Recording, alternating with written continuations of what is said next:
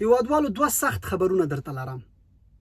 خو د دې لپاره نه شریکوم چې خدای مه کړه تاسې ورسره خواشیني شئ او یا ورسره خفه شئ، بلکې د دې لپاره یې وایم چې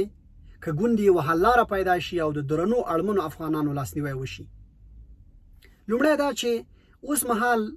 افغانستان کې د خوړو نړیوال پروګرام تر 14 میلیونو اړمنو افغانانو پورې خپلې مرستې رسوي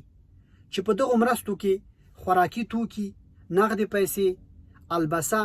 درمل او نور شامل دي. اما د روانې اپریل میاشتې لپاره خبر ورکړی چې دوی د بودیجې د کمښت له امله نشي کولی چې ټولو ټاکل شوو اړمنو افغانانو ته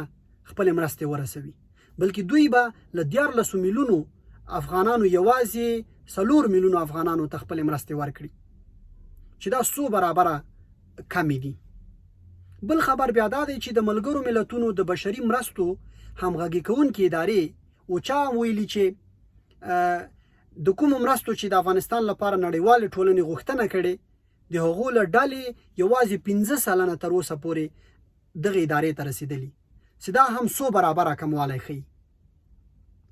په دغه وضعیت باندې د ژغورنې نړیوالې کمیټې او نور نړیوالو ادارو اندېښنه ښودلې او ویلي دي چې هر څومره په افغانستان کې بشري مرستې کمیږي هماغومره د افغانانو وضعیت ورسره خرابېږي او لوږه څو چنده ډېرېږي.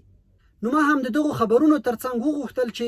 په خپلو پتمنو سوداګرو که هغه په افغانستان کې دي او که په بهر کې دي او په نورو ګڼو مخلصو هیوادوالو باندې غږ وکړم چې یو وار بیا د خپلو درنو اړمنو وطنوالو د لاسنیوي لپاره راوړاندې سي، ملاتړ یې وکړي او خپلې لږې او ډېرې مرستې وکړي، خصوصا د روژې په دې مبارکه میاشت کې چې د ثوابونو یو ښه فرصت دی.